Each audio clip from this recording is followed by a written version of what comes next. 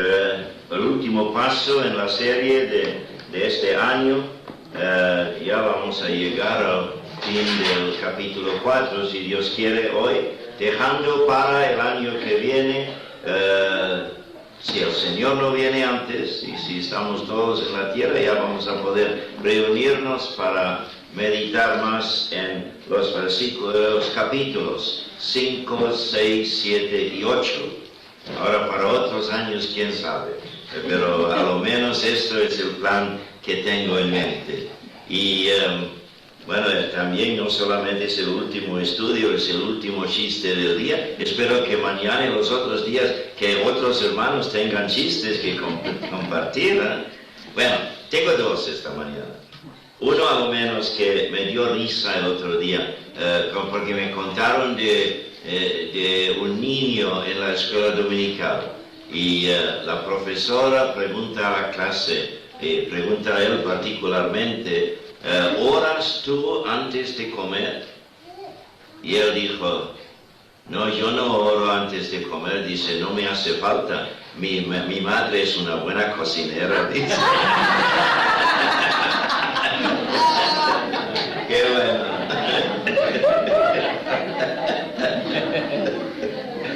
No había entendido el porqué de la oración, obviamente.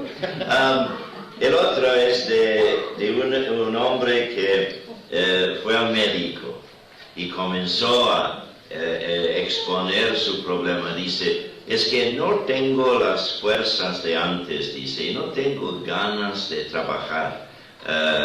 Me conformo muy fácilmente con sentarme en casa por horas solamente mirando la tele y aunque mi mujer quiere empujarme, ya no tengo ganas para nada. Entonces quiero, el doctor dice, que usted me explique lo que es la condición de que estoy sufriendo, pero que me lo diga en vocabulario no técnico para que lo sepa bien. Sí, dice el médico, yo puedo decir en palabras clarísimas, eres un perezoso. Entonces el hombre dice al médico, ahora me dice, dígamelo en vocabulario técnico para que pueda compartirlo con mi mujer.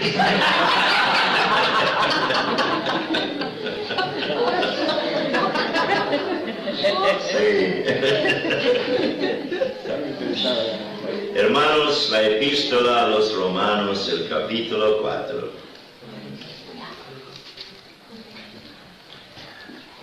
Pablo ya ha enseñado, como ya hemos venido viendo, ha enseñado ya que los santos del Antiguo Testamento han sido salvos por la gracia de Dios, por medio de la fe, y que los méritos de Cristo han corrido a su cuenta. Así fueron salvos los santos del Antiguo Testamento. Ahora el apóstol Pablo coge otra vez ese tema y cita y comenta dos pasajes del Antiguo Testamento. Uno de Génesis, de la experiencia de Abraham, y otro de un salmo de David, del Salmo 32, para enfatizar realmente esta verdad, para subrayar esto, de que desde Adán en adelante, la única salvación que se ha ofrecido al hombre ha sido por fe en la oferta de Dios. Y entonces vamos a leer el capítulo todo, para entrar ahora en el hilo de este pensamiento, y luego lo comentamos. ¿Qué pues diremos que halló Abraham, nuestro padre, según la carne? Obviamente se está dirigiendo a judíos aquí, y especialmente a judaizantes, es decir, judíos que no querían en primer lugar que los gentiles fuesen miembros ahora del pueblo de Dios. Pero por supuesto, si quieren hacerse miembros del pueblo de Dios, a lo menos tienen que hacerse judíos. por medio de la circuncisión y por medio de aceptar todas las demandas, aun hasta rituales, de la ley de Moisés. Entonces, el apóstol Pablo se dirige a esto y dice: ¿qué pues diremos que halló Abraham, nuestro padre según la carne? Porque si Abraham fue justificado por las obras, tiene de qué gloriarse, pero no para con Dios. Esto quiere decir, no tiene nada de qué gloriarse para con Dios, y por eso obviamente Abraham no fue justificado por las obras. Porque, ¿qué dice la Escritura? Ay, qué bueno, ¿no? Porque siempre cuando surge alguna duda, cuando surge alguna pregunta, esto ha de ser siempre nuestra piedra de toque. ¿Qué dice la Escritura? Y muchas veces yo he escuchado a hermanos en debates sobre diferentes doctrinas, etc., y cada uno expresando su opinión. Bueno, yo pienso así, dice uno. Yo pienso de esta forma. Y hace falta que alguien ahí se meta en medio y dice: ¿pero qué dice la Escritura? Porque esto es la base de todo, no la opinión mía. Y el apóstol Pablo dice aquí: bueno, yo no estoy de acuerdo con vosotros, ni vosotros conmigo, pero ¿qué dice la Escritura? Esto es lo importante, no es que te pongas de acuerdo conmigo o en contra de mi opinión. ¿Qué dice la Escritura? Creyó Abraham a Dios y fue contado por justicia. Este es uno de los pasajes que cita, de Génesis 15:6. Pero aunque obra, dice el apóstol Pablo, no se le cuenta el salario como gracia, sino como deuda. Mas el que no obra, sino cree en aquel que justifica al impío, su fe le es contada por justicia. Obviamente, si podíamos ganar la salvación, Dios nos debería la salvación. Pero como vimos el otro día, Dios no debe la salvación a nadie. En primer lugar, porque hemos perdido todo derecho a su atención. Y en segundo lugar, porque no tenemos cómo merecer la salvación. El apóstol Pablo lo dice aquí claramente: al que no obra, sino cree en aquel que justifica al impío, su fe le es contado por justicia. Como también David habla de la bienaventuranza del hombre a quien Dios atribuye justicia sin obras. El segundo pasaje ahora del Salmo 32. Bienaventurados aquellos cuyas iniquidades son perdonadas y cuyos pecados son cubiertos. Bienaventurado el varón a quien el Señor no inculpa de pecado. No solamente Abraham, David también, entre todos los demás, acepta la salvación por la fe, no por obras. ¿Es pues esta bienaventuranza solamente para los de la circuncisión o también para los de la incircuncisión? Porque decimos que a Abraham le fue contada la fe por justicia. ¿Cómo pues le fue contada? O podríamos decir, ¿cuándo pues le fue contada? ¿Estando en la circuncisión o en la incircuncisión? No en la circuncisión, sino en la incircuncisión. Porque esta promesa o esa declaración de Génesis 15:6, donde dice que creó a Abraham a Dios y le fue contado por justicia, viene en Génesis 15. Y la institución de la circuncisión en Génesis 17. Recibió la circuncisión, sí, pero como señal, como sello de la justicia de la fe que tuvo estando aún incircunciso, porque fuese padre de todos los creyentes no circuncidados, a fin de que también a ellos la fe les sea contada por justicia, y padre de la circuncisión para los que no solamente son de la circuncisión, sino que también siguen las pisadas de la fe que tuvo nuestro padre Abraham antes de ser circuncidado. Porque no por la ley fue dada a Abraham o a su descendencia la promesa de que sería heredero del mundo, sino por la justicia de la fe. Porque si los que son de la ley son los herederos, vana resulta la fe y anulada la promesa. Pues la ley produce ira, pero donde no hay ley tampoco hay transgresión. Por tanto, es por fe para que sea por gracia, a fin de que la promesa sea firme para toda su descendencia, no solamente para la que es de la ley, sino también para la que es de la fe de Abraham, el cual es Padre de todos nosotros. Como está escrito, te he puesto por Padre de muchas gentes delante de Dios, a quien creó, el cual da vida a los muertos y llama las cosas que no son como si fuesen. Él creó, Abraham creyó en esperanza contra esperanza, para llegar a ser padre de muchas gentes, conforme a lo que se le había dicho, así será tu descendencia.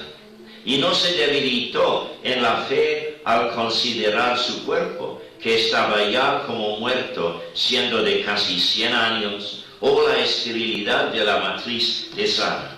Tampoco dudó por incredulidad de la promesa de Dios, sino que se fortaleció en fe, dando gloria a Dios, plenamente convencido de que era también poderoso para hacer todo lo que había prometido, por lo cual también su fe le fue contada por justicia. Y no solamente con respecto a él se escribió que fue contado, sino también con respecto a nosotros, a quienes ha de ser contada. Esto es, a los que creemos en él que levantó de los muertos a Jesús, Señor nuestro, el cual fue entregado por nuestras transgresiones y resucitado para nuestra justificación. Gracias a Dios por otro pasaje de su palabra, donde el Señor quiere comunicarnos más de lo que es la base de nuestra fe y aclarar con toda seguridad de que la salvación viene al hombre solamente por la fe. Bueno, aquí en este capítulo hay, por supuesto, como ya acabamos de notar, hay muchos detalles. Pero voy a tratar de sacar el grano del asunto, no solamente para que comprendamos mejor el pasaje, sino para que veamos también lo que es el mensaje del capítulo para cada uno de nosotros ahora mismo. Porque esto no es una clase de teología, sino que es un ministerio de la palabra de Dios. El Señor nos habla por medio de su palabra. Primero, por supuesto, se dirige a nosotros de tal forma para asegurarnos de la base de nuestra salvación. Por si acaso que nos fluctuemos en nuestra comprensión de esto, sigue diciendo esto. Pero también tiene otra lección, como veremos antes de terminar esta mañana, sobre cómo hemos de llevar nuestra vida aquí en la tierra todos los días que nos restan, los que ya somos de la fe de Jesucristo.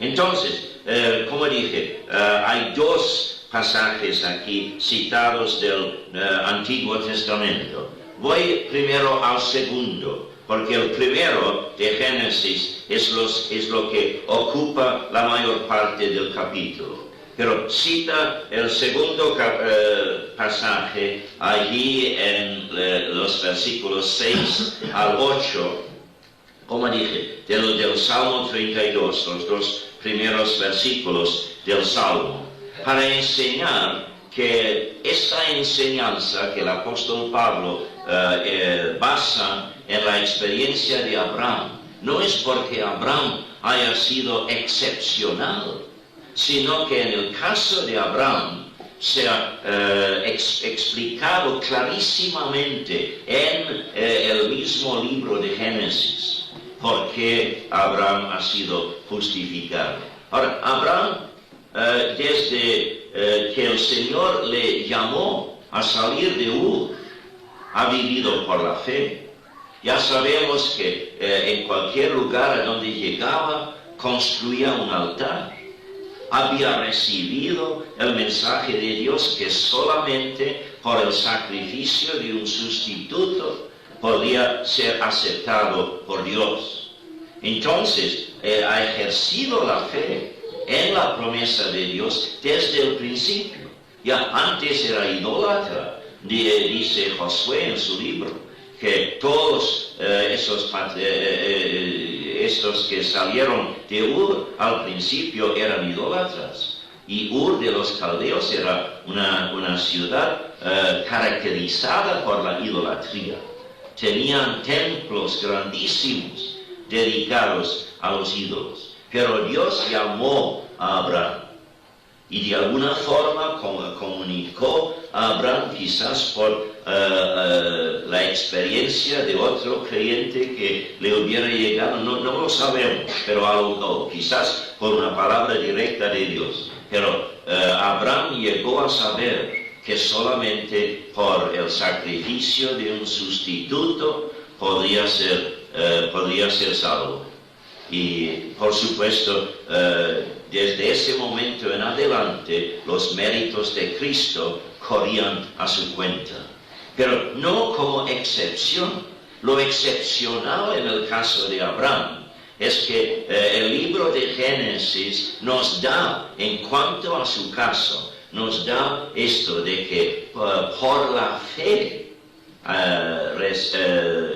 aceptó la promesa de Dios y Dios aceptó su fe por justicia.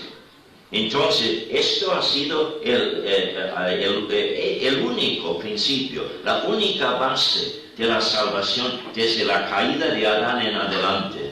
Pero el apóstol Pablo ahora quiere decir, puedo citar el caso de otro también, porque Abraham no era excepcional. Y cita el caso de David en el Salmo 32. Como también David habla de la bienaventuranza del hombre a quien Dios no atribuye justicia sin obras.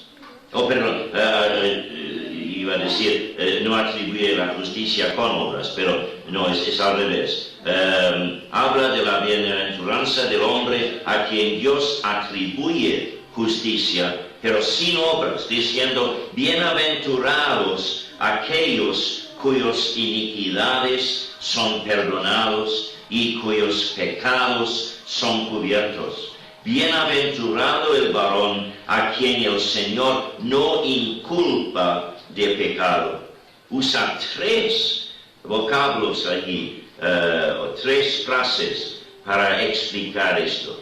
Son perdonadas sus iniquidades, sus pecados son cubiertos, y a él el Señor no inculpa de pecado. Entonces, sus iniquidades perdonadas. ¿En qué sentido?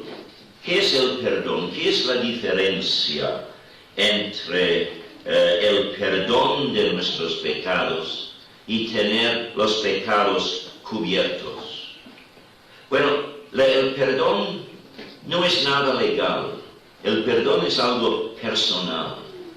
Dios me habría podido salvar a base de la justicia de Cristo corriendo a mi cuenta sin haberme perdonado. Es decir, me habría sacado de las llamas del infierno para darme entrada a la gloria, pero habría podido decir claramente, pero me has ofendido tanto que no quiero verte por toda la eternidad. Vete al rincón más lejano de mi trono que puedes encontrar. Y aún con esto, tendríamos aún el deseo de adorarle por toda la eternidad, por habernos salvado de la condenación que merecemos. Pero es más que esto. Dios no solamente me ha salvado, me ha perdonado. Es decir, me ha perdonado la ofensa personal a su amor. Y además de salvarme, me invita a una relación de amor con Él. Por eso murió el Señor Jesucristo en la cruz del Calvario. Hebreos capítulo 12 dice que Cristo aguantó la cruz por el gozo que tenía por delante, el gozo de la comunión contigo y conmigo. Este es el gozo al que se refiere, no el gozo de regresar a la gloria. En ese pasaje en Hebreos 12 me menciona esto aparte. No, el gozo que tenía en anticipación fue el gozo de la comunión con nosotros. Dios me ha perdonado, no solamente que ha cancelado mi cuenta ante la ley de su justicia, sino en su amor, Él me ha perdonado. Y entonces ahora me invita a una relación de amor con Él. David, con lo poco que sabía de la revelación total de la gloria de Dios, ya nosotros tenemos una Biblia completa, pero él tenía solamente la primera parte. Y sin embargo, había aprendido esto, de que Dios no solamente le ha quitado de la condenación, sino que le ha perdonado. Y David y un grupo de sus amigos comenzaron a expresarse ante Dios en una adoración muy especial. Esto es lo que tenemos en el libro de los Salmos. Es el resultado, porque no todos los salmos han sido escritos por ese grupo de amigos, David y sus amigos, pero ellos forman la base de todo el libro de los salmos. Los demás salmos siguen su ejemplo. Y David aquí en el Salmo 32 enseña por qué se sentía obligado realmente a entregarse todo el ser para adorar a Dios, para deleitarse en la gloria que es Dios. Porque Dios sí le había salvado, le había quitado de la condenación, pero le había perdonado y le había invitado a esta relación de amor con Él, y su contribución principal a esa relación es la adoración.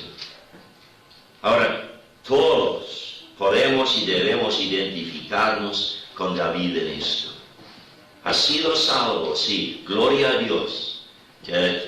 Suficiente base para tu alabanza eterna. Pero más que esto, te ha perdonado, ha absorbido en sí toda la ofensa de tu rebelión contra Él y te ha perdonado. Y el perdón siempre cuesta al perdonador. Entonces te invita a hacer ahora de tu vida la prioridad número uno, hacer la adoración a su persona dentro de tu relación con Él, esa prioridad. Entonces, dice, bienaventurados aquellos cuyas iniquidades son perdonadas y cuyos pecados son cubiertos. Yo no sé cuánta profundidad tendría David en cuanto a su comprensión de los caminos de Dios. Pero sabemos, por supuesto, que estos salmos, aunque expresan los deseos y las opiniones y los anhelos de los salmistas, vienen los salmos inspirados por Dios. Y Dios ha guardado el vocabulario exacto. Ya hemos aprendido en esta serie otra vez la diferencia entre tener los pecados quitados y los pecados cubiertos. David recibió de Dios mismo, creo, en este caso, el impulso de poner la palabra cubierto. Yo no sé, diría el rey David, yo no sé cómo Dios me puede aceptar a la base del sacrificio de esos animales, pero Él me ha enseñado que si yo vengo a base del sacrificio de un sustituto de acuerdo con sus órdenes, entonces Él me va a aceptar. Entonces, de alguna forma, mis pecados ya no pueden ser quitados a base de esto, pero a lo menos son cubiertos. Y si el rey David puede hablar de su bienaventuranza por tener los pecados cubiertos ante Dios. Nosotros ya tenemos más bienaventuranza todavía porque sabemos que la culpabilidad de nuestro pecado ha sido quitado, no solamente cubierto. Y Dios que mora en la eternidad, Él en la vida de David, aunque en el mundo del tiempo el pecado de David quedaba solamente cubierto, esperando el Calvario, Dios ha podido aplicar desde la eternidad el valor del Calvario a David y por eso lo ha podido aceptar. Pero entonces dice, al final dice, bienaventurado el varón a quien el Señor no inculpa de pecado. Yo sigo pecando, dice David. Y por supuesto, por fin tuvo que escribir el Salmo 51, expresando su arrepentimiento por el enorme pecado de matar a Urías, bueno, no por su propia mano, pero por mano de otro, matar a Urías para poder casarse con su viuda, con Betsabé. Él sabe que es pecador, pero sabe también que de alguna forma Dios no me recibe culpable por mis pecados. De alguna forma no me inculpa de pecado. Ahora David no ha sabido cómo es esto. Nosotros sí lo sabemos, porque Cristo ha llevado nuestra culpabilidad. Tu pecado ahora como creyente no es ofensa contra la ley de Dios, porque como vimos ayer, Cristo ha satisfecho todas las demandas de la ley de Dios en tu lugar.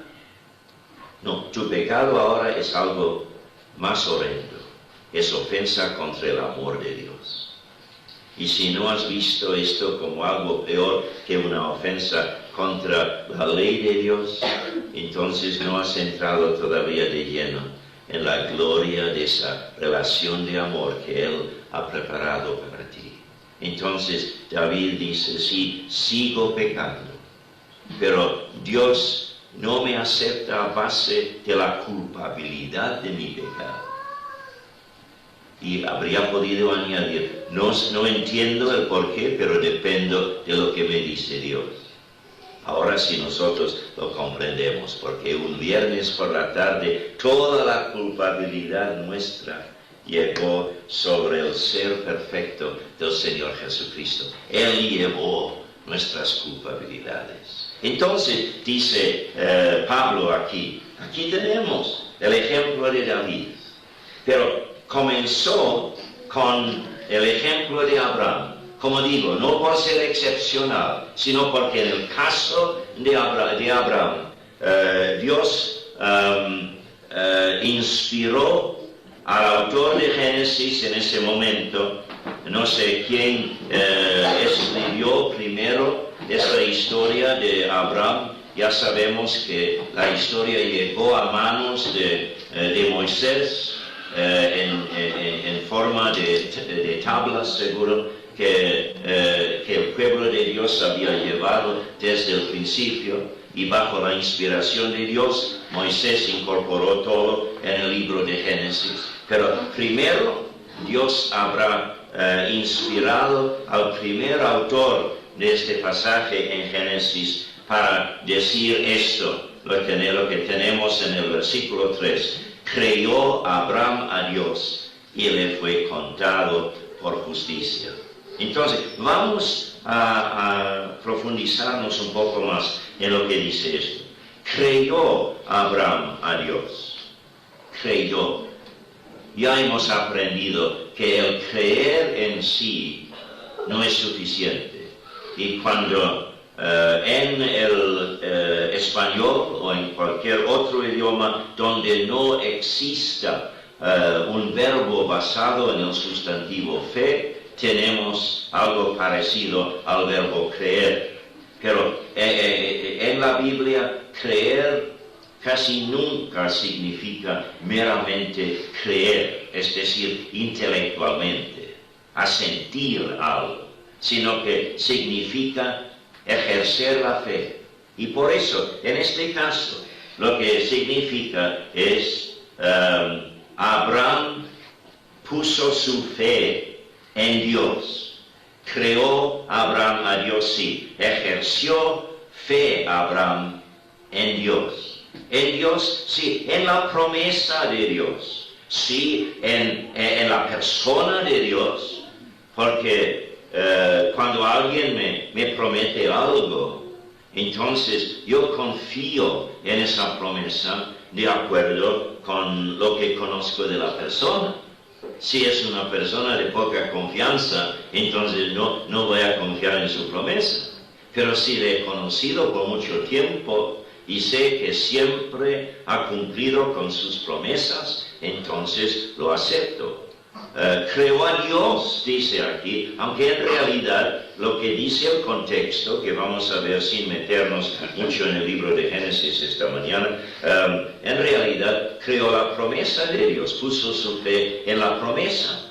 Pero notemos, por ejemplo, ya lo hemos leído al final, dice aquí en el versículo 21, era plenamente convencido de que Dios era también poderoso para hacer todo lo que había prometido.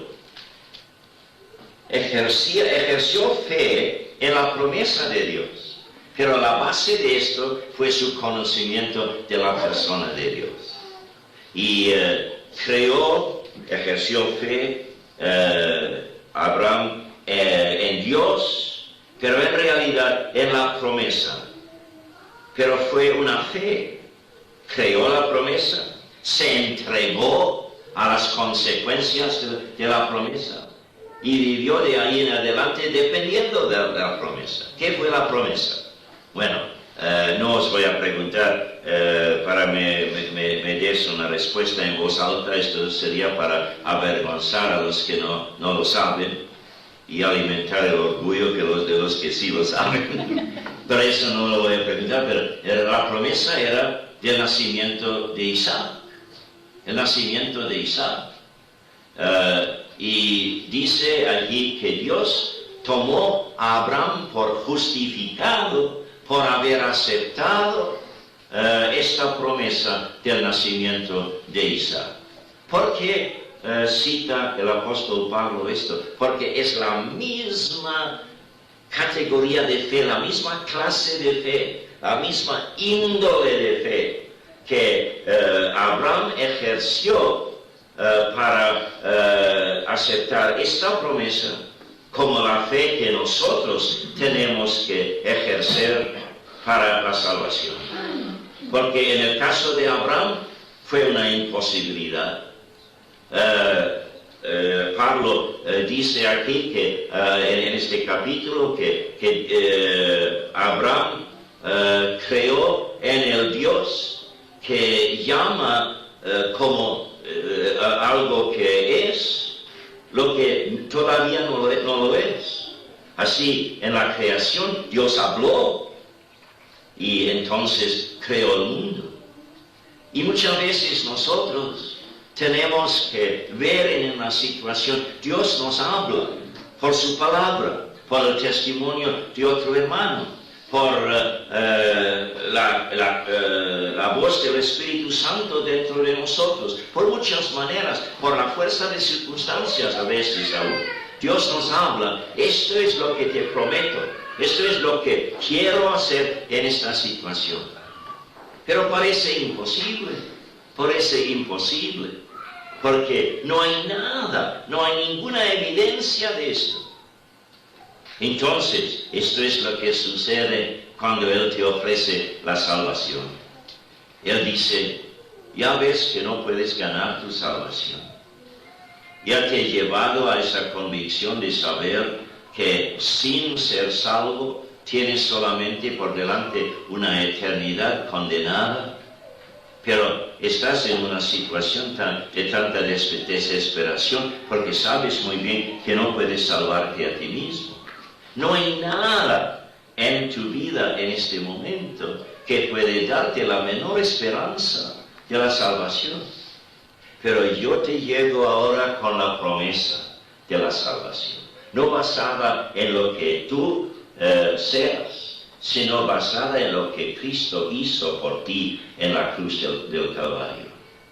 Y cuando aceptas esa promesa, estás ejerciendo la misma clase de fe que Abraham ejerció en el capítulo 15 de Génesis, aceptando esta promesa del nacimiento de Isaac.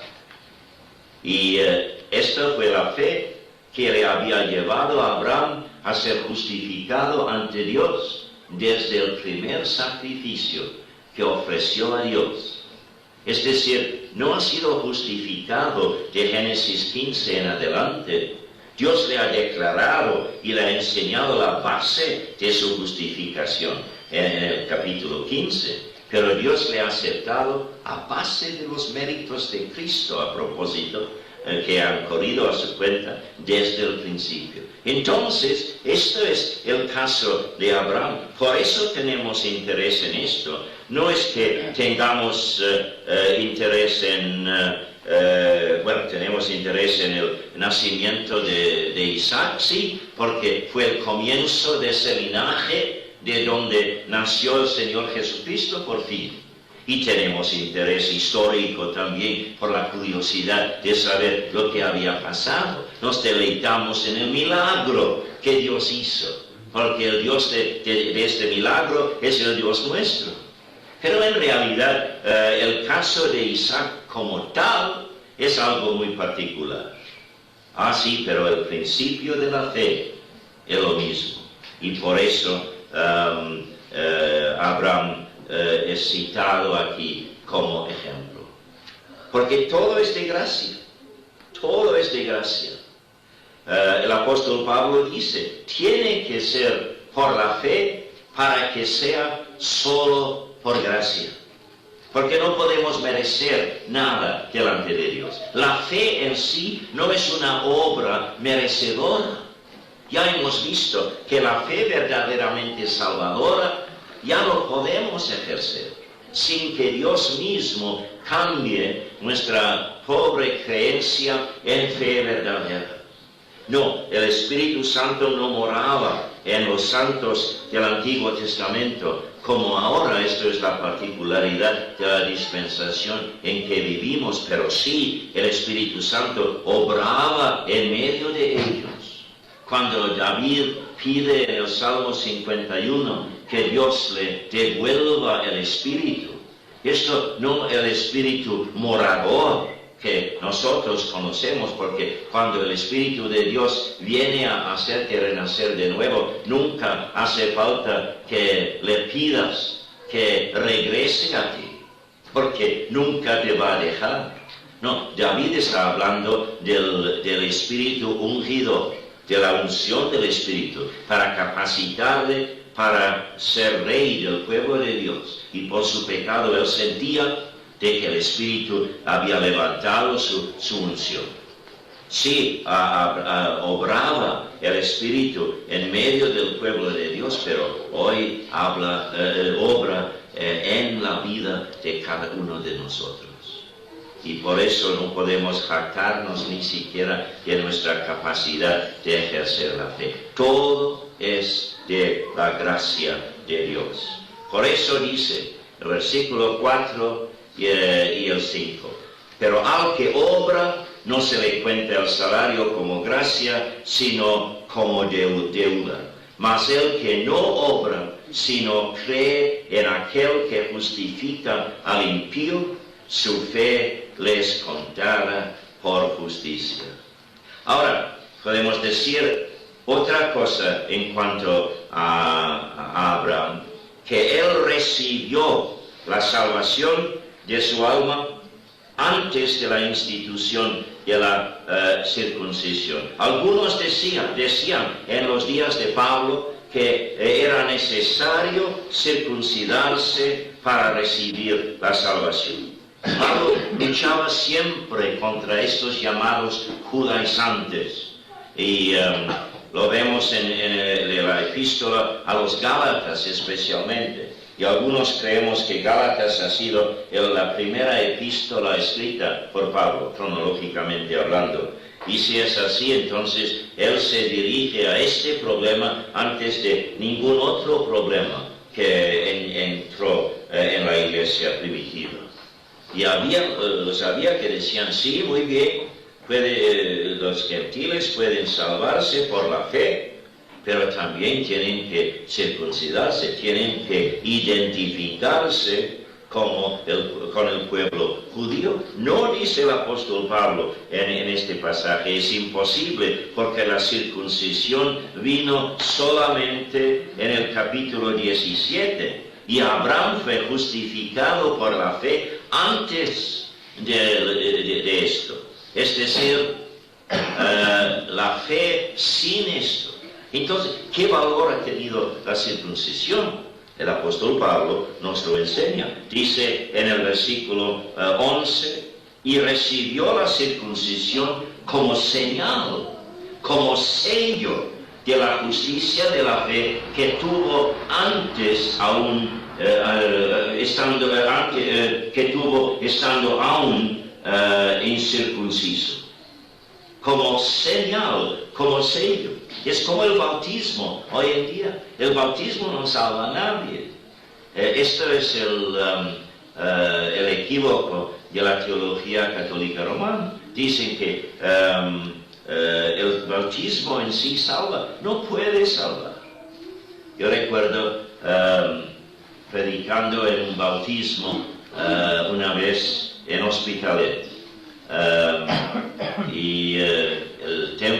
La capilla, como siempre, lleno de invitados, de familiares, etc., por la curiosidad de ver el bautismo por inmersión. Y comencé con esto, dije, bueno, en estas ocasiones muchos preguntan, ¿por qué no bautizamos a los bebés? Y dije, la respuesta es fácil. No bautizamos a los bebés por la misma razón porque no bautizamos tampoco a los adultos. Y ellos pensando, entonces no va a haber bautismo. No bautizamos a bebés ni adultos, bautizamos a creyentes. No bautizamos a bebés porque no pueden ser creyentes. No bautizamos a un adulto por ser adulto, sino por creer. Porque el bautismo es nada más que una señal, es una señal de lo que ya ha sucedido en la vida de esa persona. El capítulo 6 de Romanos habla de esto, del bautismo como símbolo de haber muerto con Cristo y resucitado a una nueva vida. Y esto dice el apóstol Pablo aquí, esto es la importancia de la circuncisión para el judío. Si el judío no se entrega de todo a Dios, esa señal en su carne no vale nada. Y si has sido bautizado sin haberte convertido de verdad, tu bautismo no vale nada. No vale nada. En esos casos a veces me preguntan, ¿sería válido entonces que uno bautizado antes de convertirse, que vuelva a bautizarse? Yo digo que sí, porque su bautismo antes no ha tenido ningún valor. Entonces, así es el bautismo, así es la circuncisión. Es por gracia. Y esto significa que la gracia de Dios responde a la fe del hombre. La fe. Entonces, ningún acto nuestro en la carne sirve para merecer la gracia de Dios o aún para abrirnos a la gracia de Dios. Es solamente la fe nuestra en la promesa de Dios. Y el apóstol Pablo sigue, porque no voy a pasar tanto tiempo en estas cosas, pero dice que también vino no solamente esta promesa o esta fe en Abraham, no se manifestó después, sino antes de la circuncisión y aún antes de la ley de Moisés. Porque dice en el 13, porque no por ley fue dada a Abraham o a su descendencia la promesa de que sería heredero del mundo, sino por la justicia de la fe. Dios dio dos promesas a Abraham en cuanto al mundo. Dijo primero que en él se bendeciría todas las familias del mundo. Yo creo que esto se refiere al hecho de que de su descendencia vendría el Salvador de todo el mundo. Pero también dice que casi como promesa, dice que serás el padre de todo el mundo. Ahora, no carnalmente hablando, sí, llegó a ser el patriarca fundador de la nación de Israel. Carnalmente era el padre de todos los judíos por medio de Isaac, como también de los árabes por medio de Ismael, etc. Pero cuando dice que se llama padre de todos, entonces se refiere a la parte espiritual. Todos los que hemos ejercido la misma clase de fe en Dios que Abraham ha ejercido, entonces lo podemos aceptar como nuestro Padre espiritual. Es decir, Él es el modelo en ese caso, el ejemplar. Entonces dice que esto le llegó aún antes de la ley. Por eso no tenemos que hacer caso de las demandas de la ley de Moisés sobre nosotros. Por supuesto, la ley contiene muchas cosas que nos enseña lo que es la voluntad de Dios para nuestra vida, pero al obedecer esas leyes lo hacemos solamente porque nos causan, porque nos dirigen, nos guían por la senda de Dios. Pero no lo hacemos para ganar nada por parte de Dios, no para merecer nada. Porque la ley fue dada por una dispensación nomás al pueblo de Israel con otro propósito. No para que ganaran la salvación, sino para que aprendieran que es imposible ganar la salvación. Entonces no entra la circuncisión, o podemos decir en términos modernos, no entra el bautismo, ni tampoco entra nuestra obediencia a la ley de Dios en esta cuestión de ser salvos. Es por pura gracia y por eso tiene que ser por la fe. Entonces, esto es lo que el apóstol Pablo insiste en esto aquí. Ahora, porque para mí esto es el mensaje principal para el pueblo de Dios hoy en día. Lo que acabamos de ver es algo que aclara el camino de salvación al todavía inconverso y también nos confirma a nosotros más en la seguridad que tenemos de la salvación. Pero nosotros somos llamados no solamente a aceptar la salvación por la fe solo, sino somos llamados a vivir por la fe. Es decir, el principio básico para todo paso que tomamos aquí en la tierra ha de ser la misma fe, la misma actitud ante Dios, de creer sus promesas, de entregarnos a las consecuencias de sus promesas y de depender de sus promesas. El justo entrará en la vida por la fe. Eso sí, no va a ser justo, sino solamente por la justificación de Dios. Pero el justo, el ya justificado por la fe, vivirá todos los días de nuestra vida. No es que ejerzas la fe una vez en tu vida para ser salvo y de ahí en adelante vas tratando de ganar algún mérito ante Dios, tratas de expresar tu gratitud a Dios por obedecer sus mandamientos. No. La vida cristiana ha de ser una vida de fe. Entonces, todo lo que la Biblia enseña sobre lo que es vivir por la fe no hemos de hacer caso de esto para enriquecer nuestra propia vida de fe.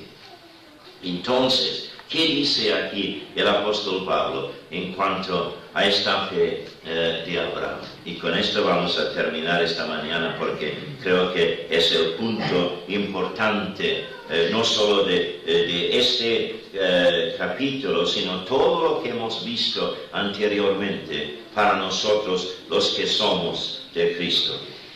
Vamos a leer del versículo 18 al 21. Del 18 al 21. Él creó, Abraham por supuesto. Abraham ejerció la fe en esperanza contra esperanza, para llegar a ser padre de muchas gentes, como padre espiritual, conforme a lo que se le había dicho: así será tu descendencia. Y no se debilitó en la fe al considerar su cuerpo, que estaba ya como muerto, siendo de casi 100 años, y la esterilidad de la matriz de Sara. Tampoco dudó por incredulidad de la promesa de Dios, sino que se fortaleció en fe, dando gloria a Dios, plenamente convencido de que era también poderoso para hacer todo lo que había prometido. Entonces, lo que tenemos allí es una descripción de la parte negativa, se puede decir, de lo que tenemos que dejar por un lado para poder ejercer la fe, para poder vivir por la fe todos los días de nuestra vida. Porque dice en primer lugar aquí que él ejerció la fe a pesar de la falta de precedente. La falta de precedente. Él creyó en esperanza contra esperanza. Es decir, no tenía ningún precedente. No podía citar ningún caso conocido por él, donde Dios le había dicho: te voy a dar un hijo a la edad de 100 años, y sabemos que al nacer Abraham, el pecado en el hombre había obrado tanto que la edad de vida aquí en la tierra había disminuido casi hasta lo que tenemos ahora en el mundo moderno. Así que a la edad de 100 años ya habría sido casi ridículo. Y no sabía de ningún caso de esto. Y a veces el Señor te llama a tomar un paso con Él y no conoces a nadie que ha sido llamado a tomar un paso conocido, un paso parecido. Ahora cuidado que no te llenes de orgullo en ese momento. Es muy posible que ese paso te lleve a pasar por unas crisis también desconocidas por otros. Pero si el Señor te llama así, por ejemplo, entre mis conocidos, yo no conocía a nadie llamado a servir al Señor en Sudamérica. Después sí, llegué a saber que la directora del hospital donde Ana trabajó por 5 años en la selva de radiografista era también galesa, pero esto fue después. Pero cuando llegó el llamamiento, quiero que me sirváis como misioneros en la selva en el Perú. No teníamos ningún precedente para esto. Y esto puede llegar a tu vida también, porque todos somos únicos. Es decir, Dios te ha creado como un ser único. Su propósito para ti, aunque tiene muchísimo en común con el propósito que tiene para otros creyentes, y por esto el propósito único que tiene para ti no debe separarte de ninguna forma del cuerpo de Cristo. No te da derecho de hacerte individualista como tal. Sin embargo, Eres un ser único y habrá algo siempre en el propósito de Dios para ti que es único. Entonces, en ese momento no puedes citar ningún precedente de esto como base de tu fe. Entonces, Abraham, se dice de Abraham puso su fe en la promesa de Dios, aunque no tenía ningún precedente. Esto es vivir por la fe. Aceptar lo que dice Dios y no buscar ejemplos en otros. Ahora, el ejemplo de otros que puede ayudar en muchos casos. Y si el Señor te llama a tomar un paso particular, único, entonces es siempre bueno consultar con hermanos de experiencia para que no seas engañado por el diablo.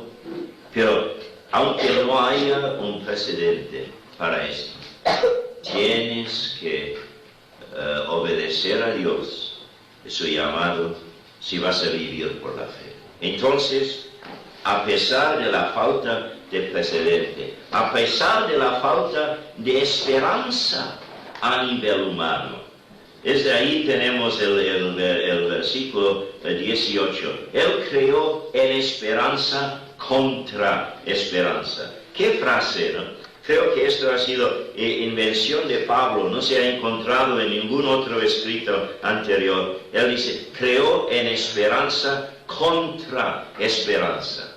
Es decir, creó en aceptó una esperanza creada en él por Dios, a pesar de no tener ninguna base para una esperanza meramente humana. Si el Señor me llama a mí a predicar, como a partir de mañana en Italia, entonces tengo esperanza que el Señor me unja el ministerio allí.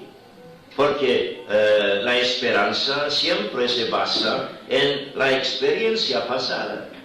Y el Señor me ha llamado a predicar en diferentes sitios. Si fuera la primera vez para salir de mi propia tierra a predicar a extranjeros, entonces esto sería otra cosa. Pero tengo tanta experiencia, todavía no debo depender de mi experiencia, sino depender de Dios. Pero la esperanza humana me ayuda ahora a esperar que el Señor me bendiga en Italia. Pero a veces el Señor nos llama a tomar un paso no solamente diferente a los demás, por no tener precedente, pero por no tener precedente en nuestra propia vida. Nos toma a entrar en un ministerio que nunca hemos cumplido antes, o nos llama a hacer algo y no tenemos ninguna experiencia de esto. Entonces, eso es lo que significa creó en esperanza contra esperanza. Por supuesto, si el Señor me llama y yo confío en Él, creo en su promesa, me entrego a las consecuencias de la promesa y dependo de la promesa, entonces, por supuesto, mi corazón ahora se llena de una esperanza que no surge de mi experiencia pasada, sino que surge de mi relación con Dios. Entonces, vivir por la fe es vivir a veces a pesar de la falta de precedente, a pesar de la falta de esperanza a nivel humano, y a pesar de la situación, porque dice aquí en el versículo 19, y no se debilitó en la fe al considerar la situación. ¿Qué es la situación? Su cuerpo, que estaba ya como muerto, siendo de casi 100 años, y la esterilidad de la matriz de Sara.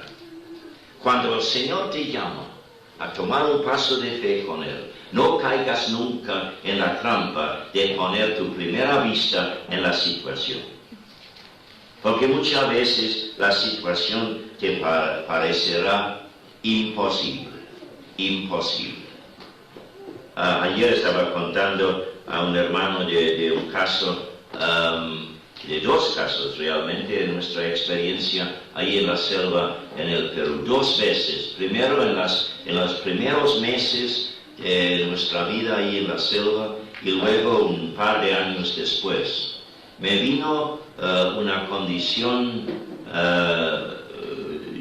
corporal que realmente no sabía, nadie sabía cómo encontrar el remedio. En primer lugar, una infección que me hacía perder el peso todos los días hasta que por fin Ana esperaba verse viuda allí con 2 hijos metida en la selva peruana.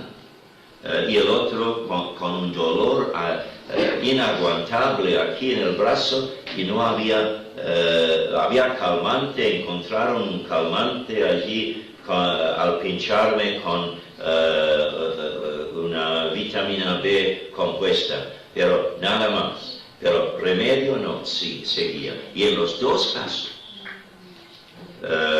Ana me dijo, y aún el primer caso no me había preparado para el segundo, pero Ana sí había aprendido una lección del primer caso también. Y dijo, bueno, obviamente no hay remedio humano para tu condición, pero el Señor no nos ha llamado aquí para burlarse de nosotros.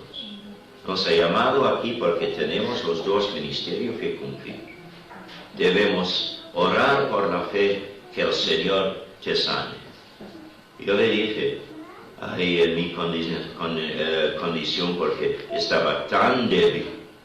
Dije, no puedo orar, sí, pero no puedo ejercer mucha fe. Y ella dijo, no te preocupes, dijo ella, yo tengo suficiente fe para los 2. Entonces Ana se puso a orar. Y el día siguiente, mis fuerzas todas no regresaron, pero comencé inmediato a aumentarme de peso. Y la infección me había dejado y todo. Y igualmente con el brazo, porque estábamos en la víspera de la llegada de estudiantes a la escuela bíblica y me tocó a mí dirigir las clases. Entonces Ana dijo, este es otro caso, que la sabiduría humana no puede comprender esto. Ya tenemos que buscar a Dios. Y me dijo, y por si acaso, dijo ella, yo tengo suficiente fe para los 2. Y ella oró, y el día siguiente amanecí sin ningún dolor en el brazo y nunca se ha repetido. Ahora, esos casos nos llegan a veces. Esto no significa que Dios quiere siempre sanar así en forma inmediata y milagrosa. Pero cuando suceden esos casos, la tragedia es dar la primera vista a la situación, porque parece imposible. El hombre ha hecho todo lo posible y nada ha resultado. Entonces tenemos aquí en Abraham y Sara un caso extremo de esto. Y si Abraham hubiera pensado, y tenemos que reconocer que Sara también ha tenido que ejercer la fe para ser parte de este milagro. Entonces, a pesar de la situación, no sé por qué el Señor me ha llamado a este énfasis esta mañana. Puede que el Señor te llame a ti en estos días a tomar un paso de fe en una situación imposible humanamente hablando. Deja de mirar a Dios a la luz de tus circunstancias y comienza a mirar a las circunstancias a la luz de lo que es Dios. Porque muchas veces achicamos nuestro concepto de Dios por pensar demasiado en la situación. Entonces, esto es vivir por la fe. Pero también, a pesar de una que otra duda, porque dice en el versículo 20, tampoco dudó por incredulidad de la promesa de Dios, sino que se fortaleció en fe, dando gloria a Dios. Es decir, él entraba seguramente una que otra duda. ¿Y por qué no? No tenía precedente, no tenía base humana para la esperanza, la situación totalmente imposible. Y es un ser humano, Abraham no era un perfecto, era un ser humano imperfecto y por supuesto, como en el caso de cada uno de nosotros, le entraba una duda que otra. Pero dice que se fortaleció en la fe. Es decir, permitió que su fe en Dios sumergía todas las dudas. Sí, cuando surgen las dudas que tenemos que reconocer que el enemigo de nuestras almas está allí para tocar sus melodías en el teclado de nuestras dudas, se puede decir. Y Él está ahí para aumentar nuestras dudas. En este momento tenemos que mirar a Dios para que la fe llevada por el Espíritu Santo sumerja nuestras dudas. Mirar la situación hace nada más que crear más dudas. Mirar a Dios es sumergir las dudas por la fe en Dios. Y entonces esto termina diciendo lo que ha sido la prioridad en el pensamiento de Abraham. Dice, plenamente convencido de que Dios era también poderoso para hacer todo lo que había prometido. ¿Cómo se sumergía la duda por la fe de Abraham? No por la promesa, porque la promesa parecería tan imposible como la situación, el nacimiento de Isaac. No, la fe le fortalecía, no por pensar en el llamamiento de Dios, en la promesa de Dios, en la dirección de Dios, sino por fijarte en lo que es Dios, en lo que es Dios. Entonces, puesto que Él que me ha prometido esto, puesto que Él que me ha dirigido en ese camino, es más poderoso de cualquier conjunto de enemigos, entonces Él conoce la situación mejor que yo. Él me conoce a mí mejor que lo que me conozco a mí mismo. Él conoce mi historia hasta este momento mejor que yo la conozco. Sin embargo, me está llamando. Entonces, puesto que Él es poderoso para cumplir con su promesa, y me conoce y sabe todo lo que existe de los posibles obstáculos, entonces los obstáculos son como una nada en comparación con mi creencia en lo que Dios me dice, mi entrega a las consecuencias y mi dependencia total en este Dios. Ahora no sabemos todo lo que Dios tiene por delante en nuestra vida terrenal. Tiene un camino diferente en algunos aspectos para cada uno de nosotros. Pero llegará siempre el llamado de Dios a tomar un paso, sí, a ciegas se puede decir, pero solamente dependiendo de Dios. Un paso de fe. Pero en realidad no es un paso a ciegas, porque la fe de Dios no es una fe ciega, es una fe nutrida por lo que sabemos de Dios, que nos ha salvado y estará con nosotros hasta el fin del mundo. Vivir por la fe. Del capítulo 5 al capítulo 8 de Romanos, que será, si Dios quiere, nuestro texto para el año que viene, tenemos más enseñanzas sobre lo que es vivir la vida de fe. Pero por el momento os dejo con el ejemplo de Abraham y las lecciones que aprendemos de él.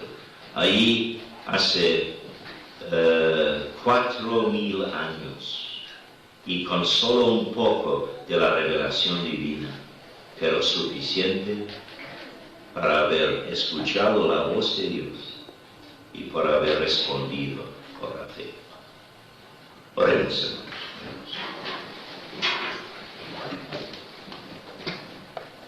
Padre, sabemos que cuando llegamos al fin de cualquier exposición de tu palabra, que esta palabra tuya no debe quedarse meramente en la memoria, no debe quedarse como otro momento de deleitarnos en tu revelación, sino debe quedar en nuestro corazón con el deseo de ponerla en práctica. Porque, Padre, sabemos que al gloriarnos en la salvación que tú nos has comprado en la cruz del Calvario, sabemos que ahora tú nos llamas a vivir como propiedad tuya, porque tú nos has comprado. Y nos das estos principios fundamentales de la vida de la fe, para que la diferencia en nuestra vida, de la vida del mundo alrededor, se haga notable. No para que nosotros nos jactemos y nos llenemos de orgullo de ninguna forma, porque nada tiene que ver con nosotros. Todo es de ti, todo es de tu gracia. Por eso, Padre, al llegar ahora al punto final de esta pequeña serie de meditaciones en tu palabra, queremos entregarnos de nuevo al cumplimiento de tu palabra en la vida de cada uno de nosotros.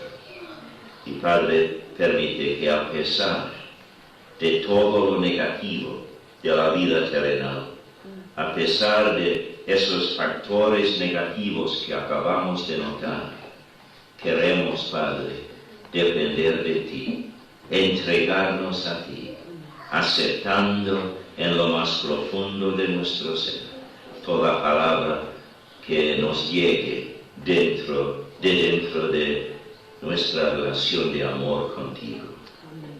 Y que la gracia del Señor Jesús, el amor del Padre y la comunión del Espíritu Santo sea con nosotros ahora, durante todos los días que nos resten aquí en la tierra, hasta que venga el Señor o nos llame a su presencia, y luego para siempre ante tu trono.